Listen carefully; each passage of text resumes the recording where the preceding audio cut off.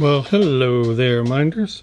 Welcome back to the Mind of Watercolor. I've got a video for you today that's sort of been a frequently requested video. I've actually talked about this information in other videos, but it's kind of buried, so it's high time we did a dedicated episode.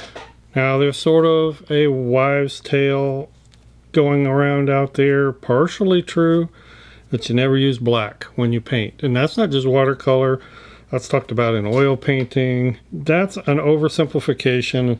And whenever I hear that, I think, well, black is useful. In fact, a number of pigments have black in them. They're mixed from black. You know, the pigments are mixed from black.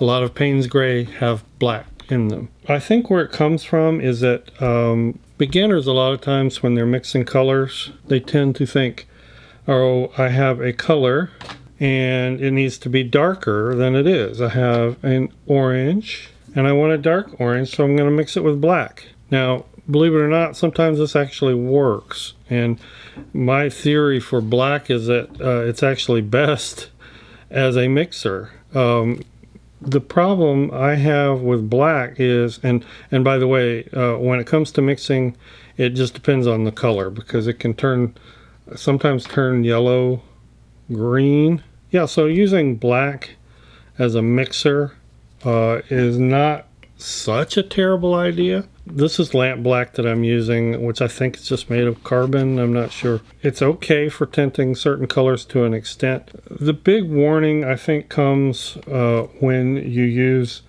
black as black. And that may have you scratching your head, but you need to paint a super dark black color, so you reach for black. And my recommendation is you don't do that. And I think that's kind of where that whole rumor got started. You know, never use black is, as I said, an oversimplification. It's not a good idea to use black as black. It's fine to use some black. The reason is because it's very opaque. It's one of the most opaque pigments. And the other is that it tends to dry flat and lifeless, chalky and dead looking. That's the reason. That's the whole thing.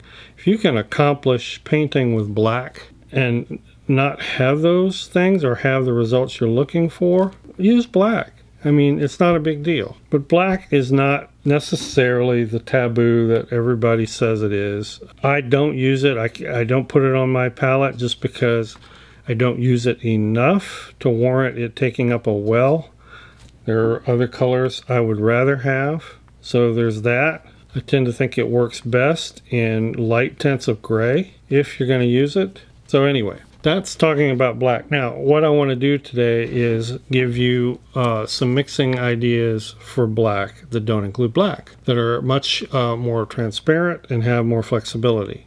Okay, so let's start with the first one. And I had not planned that these cards would look like Mickey Mouse, but there it is. They do. So, hey there, hi there, ho there. We're going to mix some blacks. So one of the first we'll look at is Phthalo Green, and I'll just put the color out here, and Quinacridone Rose. Now these are, while brands differ slightly in the way they look, I think you're good with these in just about any. I got some contamination already. I think you're good with these in just about any brand. These are all mixing recipes that you'll want to try and explore yourself.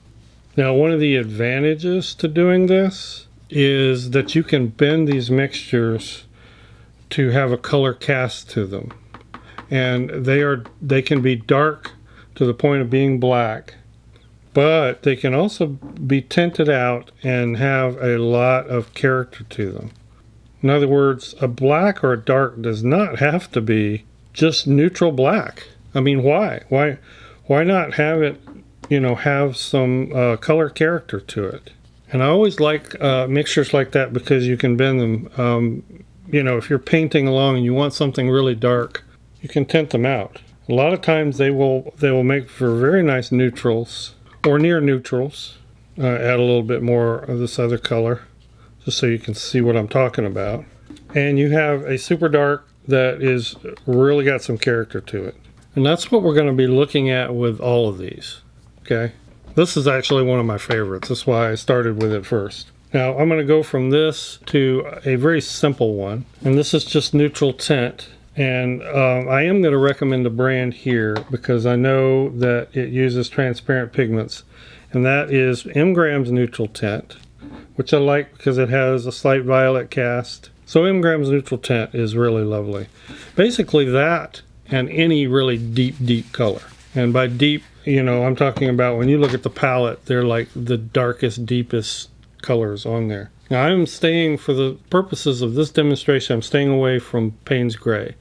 Most of them have black in it, so I don't want to include that for being black unless you're using something like Jane's Gray, which Daniel Smith is now producing. And it's just ultramarine blue and burnt sienna, I think. Now we're going to look at that one too in a minute, mixing your own. But if you want a sort of a Payne's Gray like color out of the tube to use as a dark or a black, that's the one I'd recommend, is Daniel Smith's Jane's Gray. But we're going to also look at how to mix something similar. Anyway, back to neutral tint. And any deep color, really deep color. I'm going to use, let's just use Phthalo Blue. So Phthalo Blue and neutral tint. But what I'm saying is neutral tint plus any really deep transparent color can get you some nice, very black-like darks. Okay? That is just jet black right there. And once again, it's a mixture that you can bend and tint out into some lovely neutrals. So since we looked at Phthalo Blue, let's look at Phthalo Blue again. And this will be Phthalo Blue with red iron oxide, or red oxide in some brands. My paint may be a tad contaminated, I don't know. It's going to be good enough. Yeah, so red oxide and Phthalo Blue. Another really good one.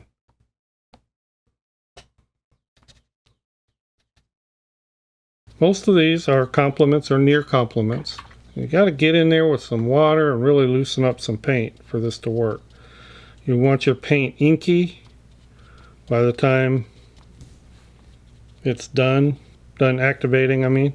Most of these, as I mentioned, are complements or near complements. So when you tint them out, you're going to see a tint, very green. However, you could bend this with more of the red oxide. There it's looking a little more olive, umberish. Or you could bend it back towards heavily blue. That's a good one. Love that. So while we're talking about red oxide or red iron oxide, that also works really well with ultramarine, and this gets back to the Jane's Gray I was talking about. Now Jane's Gray, I believe, is actually burnt sienna. Red iron oxide is a little more intense, kind of strong. Then our good old pal and chum, our favorite staple of colors, ultramarine blue. And this is similar to what we talk about when we talk about Jane's Gray.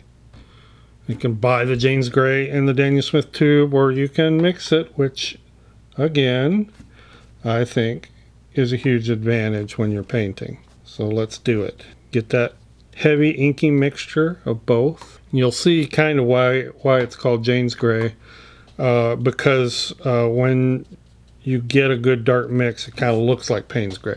Very transparent though, more transparent than most Payne's Gray. Now this is bent towards the umber. However, I can get a lot more blue in there, and I'm probably going to get, now it's starting to look like Payne's Gray. Wonderful dark. And again, if you will paint some of these out next to actual black, then you'll become obvious what we talk about when we say a standard black out of a tube is pretty dull and lifeless. You kind of have to mix them though to be able to see it. Anyway, just wanted to kind of circle back around to that. We're going to do one a little off the beaten path, but it's in the same vein, same family as these that I've been using, and these are colors you may have. This is Anthraquinone blue, which if you see it on the palette, it's very deep blue. It actually paints out or starts out deeper than Ultramarine.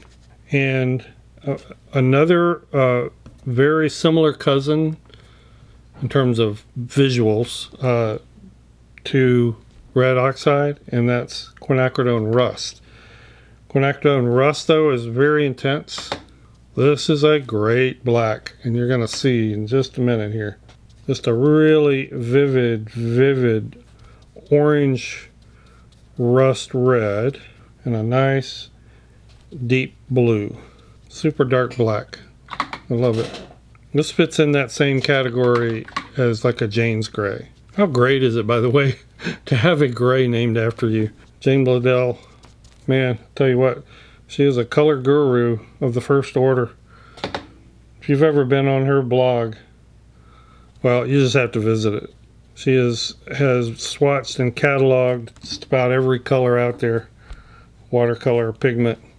She's a color encyclopedia on top of being a good painter. Anyway, I think of the Jane's gray variety, a blue and a rust-ish color, this is probably my favorites. Again, those colors are a little more off the beaten path. You don't find them on standard palettes. Obviously, you could use red oxide, you could use burnt sienna. The results would vary a tiny bit, but not a lot. But what I like is these are both very deep, intense colors to start with, and they make just probably the deepest, darkest black, one of the deepest, darkest blacks out there. And it's just got a lot of life to it. You know what? Let's do one more.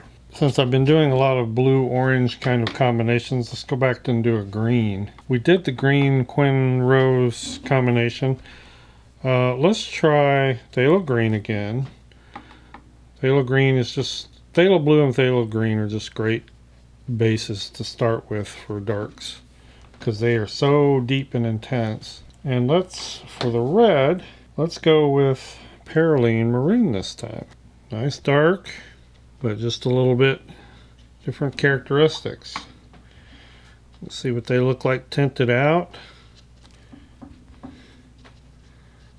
Nice sort of a warm gray green. If you bend the mixture the other way, nice kind of a raw umber. So it's just a warmer version of a black, I think. This would be maybe good in a landscape where you have a lot of greens going, possibly fall colors. Alright, so that gives us 5 nice recipes for blacks that you can try, and try any variation on that you want. In fact, I would love to hear some ideas that you have, because there are tons of ways out there. So that's 5, and then this makes a 6th where you just combine neutral tint with any deep color. And here I'm showing it with Perylene Maroon, and Phthalo Blue would also work with Phthalo Green, alizarin crimson hue, maybe some other deep greens out there like olive green. A lot of great options here for painting. So I hope you give these a try. Thanks everybody. I appreciate you watching. Thank you so much, patrons, for your support of this channel, and we will see everybody in the next video. Bye-bye.